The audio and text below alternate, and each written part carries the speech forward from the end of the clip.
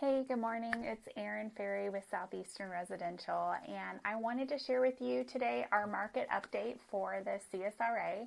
I wanted to start with overall current market stats and then break it out a little bit by county, and we're going to talk about interest rates today and dive into what a payment could look like for you. So with current market stats, we have 1,420 active listings, 1,200 under contract, and then sold listings in September were 749. Average list price is right around $300,000, and average sales price is right at $300,000. So we're not going over as we had seen in the past.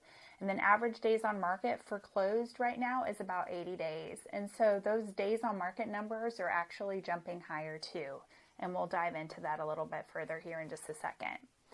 So for Columbia County, I wanted to talk a little bit about the average sales price compared to September 21. So we're looking at the September stats for this year. It was up 14.5% for Columbia County in a year. The days on market have, as I was saying, is going up. It's increased 7% since last year. And the supply of inventory is actually up in Columbia County too, at 20%.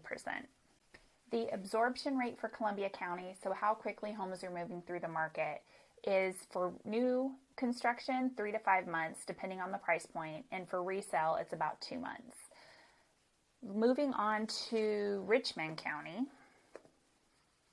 the average sales price went up 5% from last year to this year, and the days on market actually increased about 16%, and the supply of inventory was up 14%.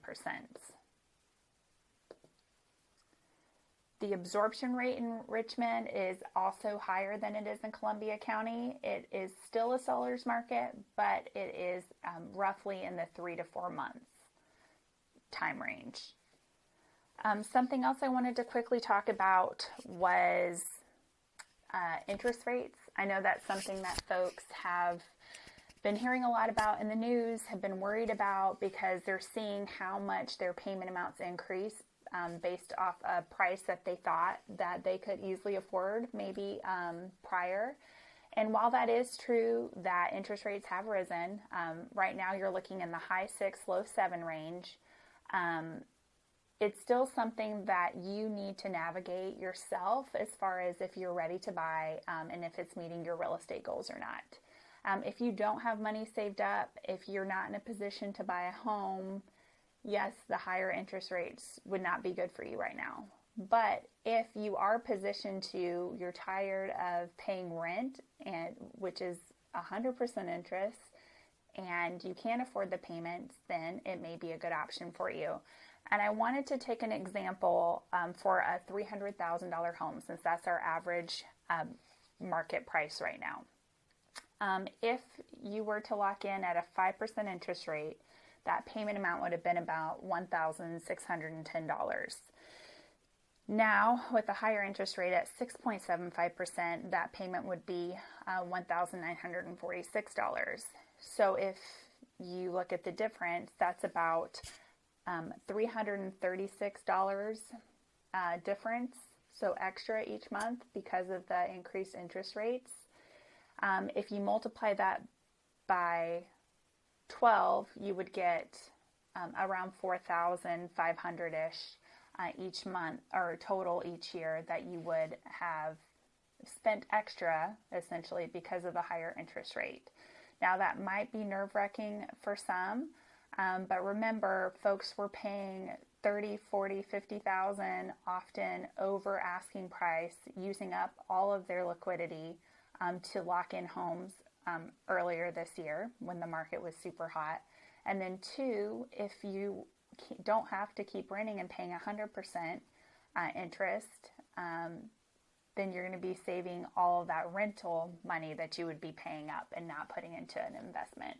So it's still worth weighing the back and forth, and it's really dependent on you and what your financial goals are. So if you want to talk to me about it, I'd be happy to. You can reach out anytime. My cell phone and my email and all my social media handles will pop up after this. So please reach out. Let me know what questions you have. I'll be happy to connect you with the lender so that you can determine if financially right now might be a good time to buy. Because one of the big pros right now is that the competition's less severe. Homes are staying on the market longer. So for folks that may not have been able to get into the market earlier this year, just because of the competition with other people, they may be able to do so now. So this is your market update. I'm going to be trying to do this monthly, so make sure you like and follow. Have a fabulous week.